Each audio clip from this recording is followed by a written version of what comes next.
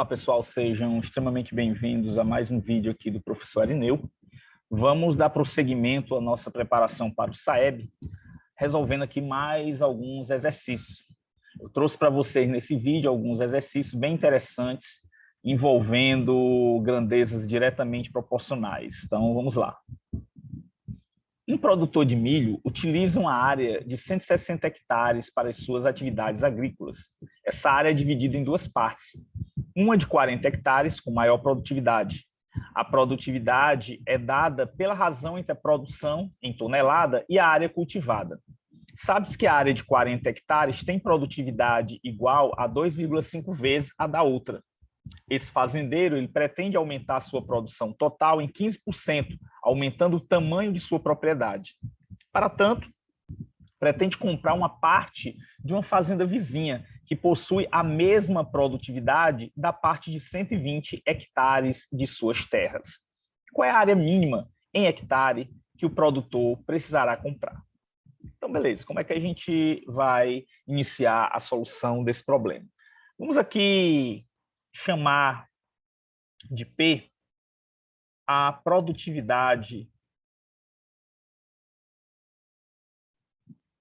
dessa fazenda, ok? Então, vai ser a nossa unidade padrão, que obviamente é dada em toneladas, né, por hectare, ok? Então, tonelada por hectare. Muito bem. Qual seria a divisão da propriedade aqui desse produtor, né? Ele tem 160 hectares que são divididos em duas partes. Uma parte de 120, que tem uma produtividade padrão P. Então, esses 120 hectares produzem algumas toneladas. E a outra parte é o 40 hectares, que tem 2,5 vezes a produtividade da outra. Então, 2,5 vezes P. O que é que nós temos aqui? 120 mais 40 vezes 2,5 dá 100. Ok? Então, nós temos aí que a produtividade desse produtor é de 220 unidades dessa variável que nós chamamos aqui de produtividade. Pode ser tonelada, por exemplo, então aqui seria 220 toneladas, ok? Muito bem, ele quer aumentar em 15% a sua produtividade, aumentando a sua produtividade, né, em 15%. Qual é o mínimo de terra que ele precisa comprar do seu vizinho para aumentar em 15% essa produtividade? Então, vamos calcular aqui 15%, né, desses 220, que é a produtividade dele aqui. Então, 15%, 15 sobre 100, vezes 220, vezes o P. O P para nós aqui, pessoal, ele não vai interferir na solução. Ele é uma unidade padrão, ok? Então, para nós não importa qual é a unidade. No caso aqui, esse P pode ser 1 tonelada, pode ser 3 toneladas, isso é irrelevante. O que é importante para nós é descobrirmos o tamanho das terras que o produtor precisará. E para isso a gente só precisa calcular esse 15% de 220, cancelando aqui. 15 e o 10 nós podemos simplificar por 5. Vamos obter exatamente aqui 3, né, sobre 2, vezes o 22, é o 22 com 2 dá 11, né? Então, o que é que nós teremos aqui, finalmente? Nós teremos 3 vezes 11, que dá 33 vezes o P. Agora, observe que essas terras que ele precisa comprar do fazendeiro ao lado, ela tem a mesma produtividade da parte dos 120, que são que tem a produtividade P. Então, significa que ele precisa comprar, no mínimo, 33 hectares, uma vez que tem a mesma produtividade da parte de 120. Então, essa daqui é a quantidade mínima de hectares que ele precisa comprar para aumentar em 15% a sua produtividade total. Então, nós temos que a opção correta é o item B, que dá 33 hectares. Tranquilo, pessoal? Então, recapitulando aqui o que nós fizemos nesse problema, nós calculamos a produtividade total do fazendeiro, né, do nosso produtor. Ele tem 160 hectares dividido em duas partes, uma de 120, que tem uma produtividade padrão P, e a outra de 40, que tem 2,5 vezes a produtividade da parte anterior, totalizando aqui 220 vezes essa produtividade. Calculamos o 15% de 220, que dá 33. Como a fazenda ao lado da propriedade dele tem a mesma produtividade dessa parte de 120, que tem uma produtividade P, então cada hectare da terra ao lado deve ser igual à produtividade dessa parte de 120. Então, basta que ele compre 33 hectares da terra da fazenda vizinha, que ele vai aumentar em 15% a produtividade, que nos dá aqui a opção do item B. Tranquilo, pessoal? Vamos para a próxima. 2 irmãos, donos de um carrinho de cachorro-quente, devem repartir R$ 7.200 obtidos nas vendas, de modo diretamente proporcional aos números de dias que cada um trabalhou no carrinho. Sabendo que um deles trabalhou 12 dias e o outro 18 dias, quais as quantias, respectivamente, cada um receberá? Então, vamos lá.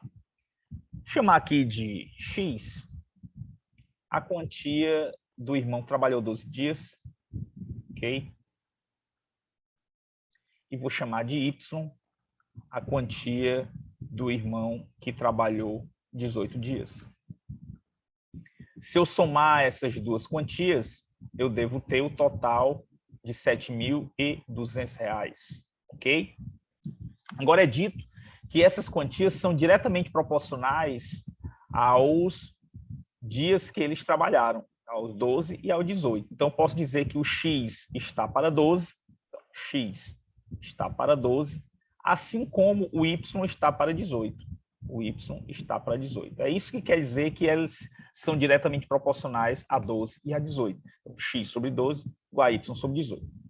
Agora, o que nós devemos fazer é encontrar aqui uma outra razão que seja proporcional a essas anteriores. E entre as inúmeras propriedades das proporções, uma delas nos garante que nós podemos obter uma nova razão aqui, somando os numeradores e somando os denominadores. Então, tenho que x mais y sobre 12 mais 18 vai me dar uma nova razão que é proporcional às anteriores.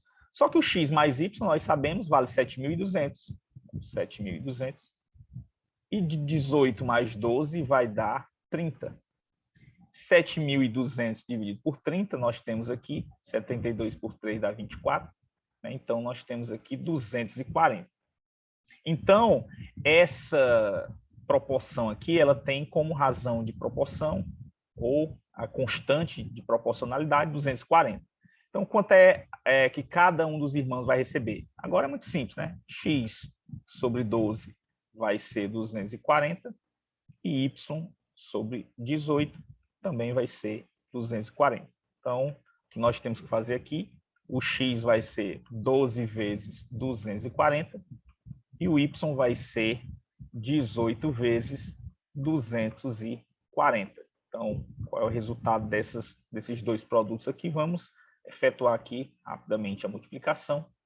12 vezes 240, 2 vezes 4, 8, 2 vezes 2, 4, 1 vezes 4, 4, 1 vezes 2, 2, 0, 8, 8, 2. Então, o irmão que trabalhou 12 dias vai receber R$ 2.880. Agora, o irmão que trabalhou 18 dias, vamos ter aqui 18 vezes 240, 8 vezes 4, 32, vai 3, 8 vezes 2, 16, 18, vai 1. Caso aqui, 1 vezes 4 dá 4 e 1 vezes 2 dá 2. Então, 0, 2, 8 e 4, 12, vai 1. Então, 4.220. Então, 4.220. Então, essas são as quantias que os irmãos irão receber. Tranquilo? Então, recapitulando aqui o que nós fizemos, nós chamamos de x e y as quantias que o irmão de 12 dias, que trabalhou 12 dias e o que trabalhou 18 dias receberam, sabendo que a soma delas dá o total de R$ 7.200. Como elas são diretamente proporcionais ao número de dias trabalhados, então nós temos que x está para 12, assim como y está para 18. usamos aqui uma das propriedades das proporções, que permite que nós encontremos uma nova razão somando os numeradores e somando os denominadores. X mais y, 7.200, 12 mais 18, 30. 7.200 dividido por 30 dá 240. Então, a gente simplesmente calculou o valor x igualando essa razão a 240 e calculamos o valor y igualando essa razão a 240. Tranquilo, pessoal? Probleminha de variáveis proporcionais bem interessante. Vamos para a próxima questão. 3 sócios resolveram fundar uma fábrica. O investimento inicial foi de R$1 milhão. E, independentemente do valor que cada um investiu nesse primeiro momento, resolveram considerar que cada um deles contribuiu com 1/3 do investimento inicial. Algum tempo depois, um quarto sócio entrou para a sociedade e os 4 juntos investiram mais R$800 mil na fábrica. Cada um deles contribuiu com 1/4 desse valor. Quando venderam a fábrica, nenhum outro investimento havia sido feito. Os sócios decidiram, então, dividir o montante de R$1.800.000 obtido com a venda de modo proporcional à quantia total investida por cada sócio. Quais os valores próximos, em porcentagens, correspondentes às parcelas financeiras que cada um dos 3 sócios iniciais e o quarto sócio, respectivamente, receberam?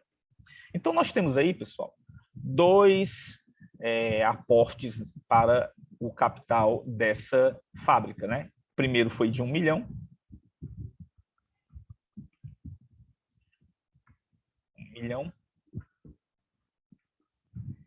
E o segundo aporte foi de 800 mil.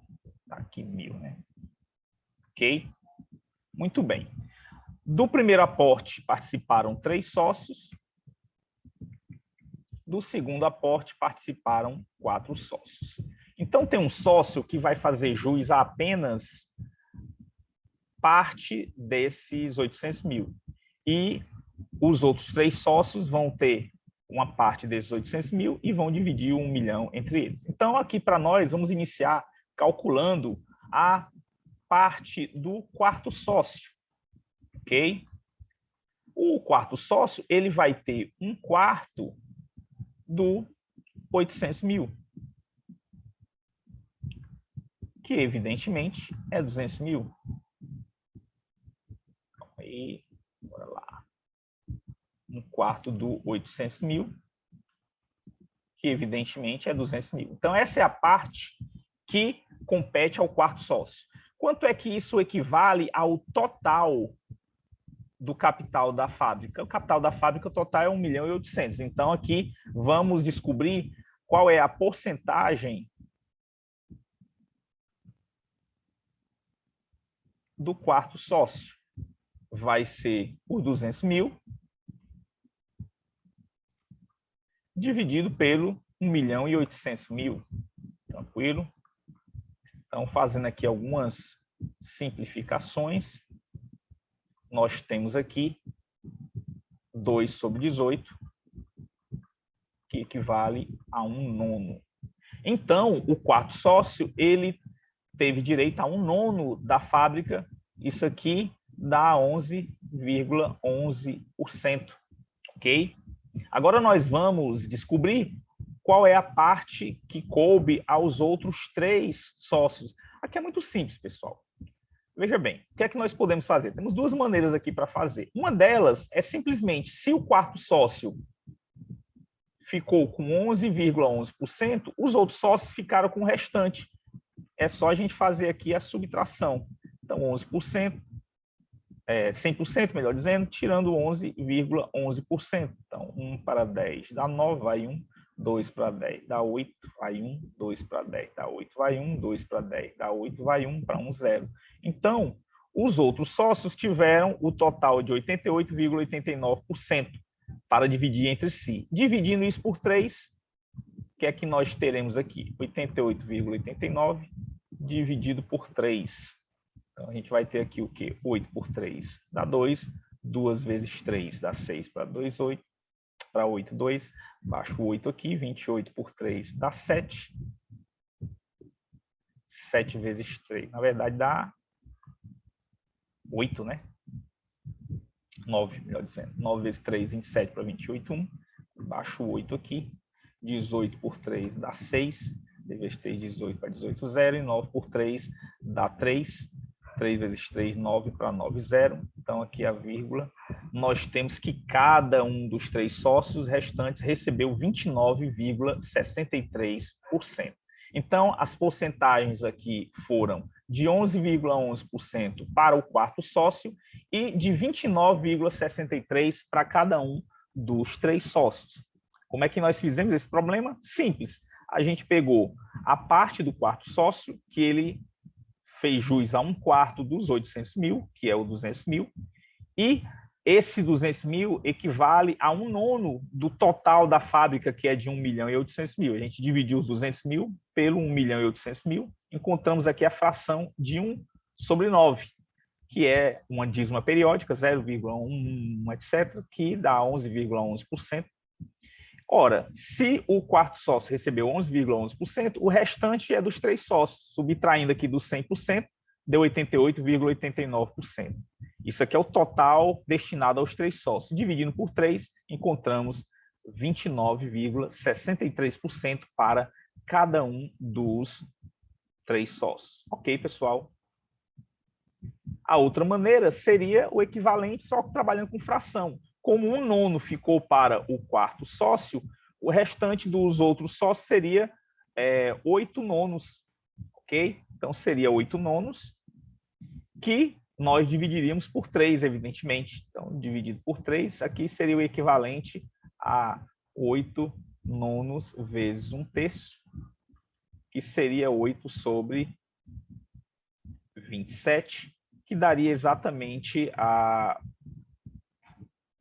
0,2963, que é exatamente a porcentagem que nós encontramos. Tranquilo, pessoal? Então, seriam as duas maneiras de fazer esse problema, obviamente, encontrando o mesmo resultado. Tranquilo? Vamos adiante.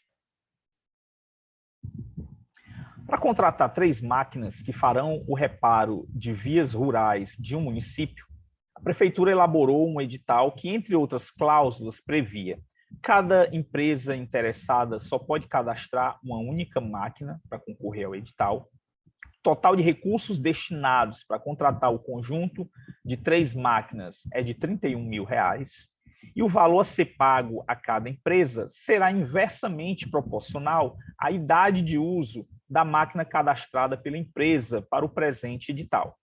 As 3 empresas vencedoras do edital cadastraram máquinas com 2, 3 e 5 anos de idade de uso.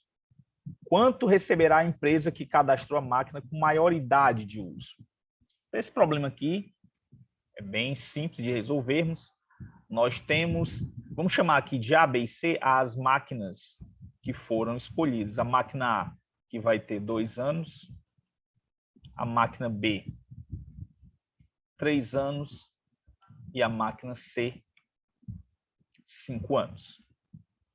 Nós sabemos que o dinheiro total, o recurso total destinado para essas máquinas é R$ 31 mil.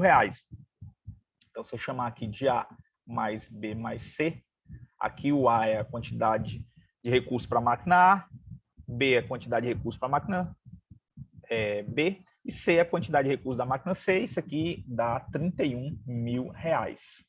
Tranquilo? Essa é a informação. É dito que esses valores eles são inversamente proporcionais à idade de uso da máquina. Ou seja, o valor A é inversamente proporcional ao 2, o B é inversamente proporcional ao 3 e o C é inversamente proporcional ao 5. Então, como é que a gente monta a nossa proporção aqui? Então, o A é inversamente proporcional a 2, então A está para 1 sobre 2, assim como o B é inversamente proporcional ao 3, então 1 sobre 3. E o C é inversamente proporcional ao 5, então C está para 1 sobre 5. Então, nós temos aqui a nossa proporção. Isso aqui é equivalente a um problema anterior que nós já fizemos. Então, o que é que a gente vai fazer aqui? Vamos apresentar uma outra razão somando os numeradores. Então, tenho aqui A mais B mais C sobre 1/2 mais 1/3 mais 1/5. Eu estou usando essa propriedade das proporções por quê, pessoal? Porque nós conhecemos a soma de A mais B mais C, que dá exatamente os 31.000. Por isso que eu estou usando essa propriedade das proporções. Então, é sempre interessante nesse tipo de problema, quando ele dá um valor total, que é dado pela soma dos valores, a gente usa essa propriedade aqui. Então, A mais B mais C dá 31.000. E aqui nós temos uma soma de frações com denominadores diferentes. O 2, o 3 e o 5 são primos entre si, ou seja, não tem nenhum divisor comum, à exceção do 1, evidente. Logo, o mínimo múltiplo comum é o produto deles. Então, 2 vezes 3, 6 vezes 5, 30. 30 dividido por 2 dá 15, vezes 1 dá 15. 30 dividido por 3 dá 10, vezes 1 dá 10.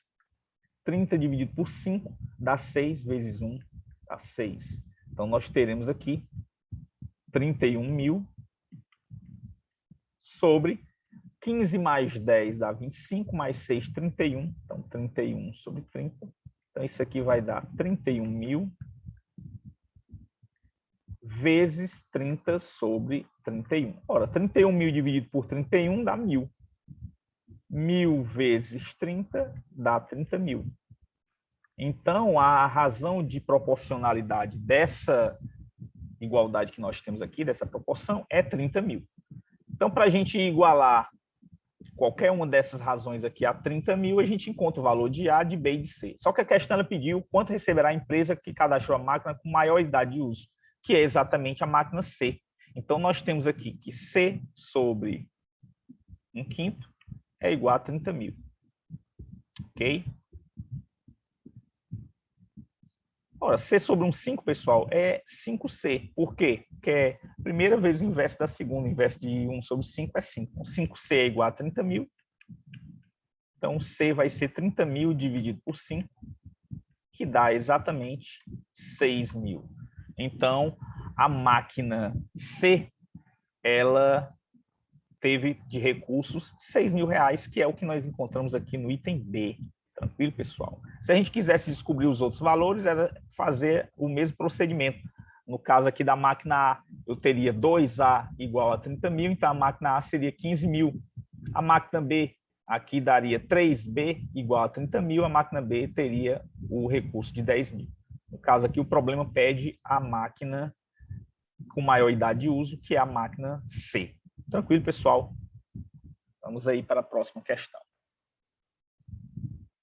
Alguns benefícios que o plástico oferece à sociedade são difíceis de serem substituídos.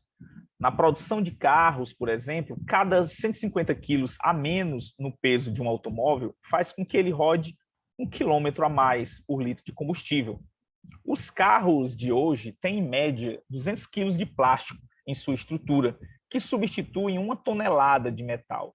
De acordo com as informações apresentadas, a substituição de metal por plástico na produção de carros implica em um aumento na rodagem por litro de combustível de... Aqui vamos descobrir quantos quilômetros nós temos a melhoria nessa rodagem por litro de combustível. Primeiro, vamos descobrir quantos quilos de metal foram economizados com esses 200 quilos de plástico, ok? No caso aqui, ele substitui 1 tonelada, que é 1.000 quilos. Então, 1.000 quilos são substituídos por 200 quilos, então nós tivemos uma economia de 800 quilos, ok? Ora, é dito que 150 quilos a menos aumenta em 1 quilômetro a rodagem por litro de combustível. Então, nós temos que 150 quilos aumentam em 1 quilômetro a rodagem. Então, 800 quilos vão aumentar X quilômetros. É o que nós vamos descobrir aqui. Então, nós temos aqui que 150 por 800 é igual a 1 sobre X. Então, o nosso X aqui vai ser exatamente 800 sobre 150.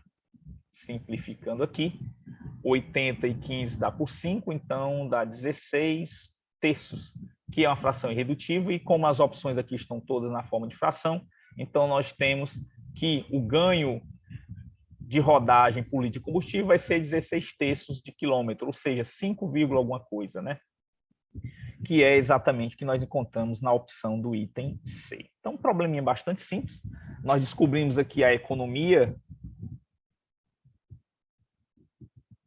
que foi de 800 quilos, né, porque os 200 quilos de plástico substituem 1.000 quilos de metal, ou seja, 1 tonelada de metal, como 150 quilos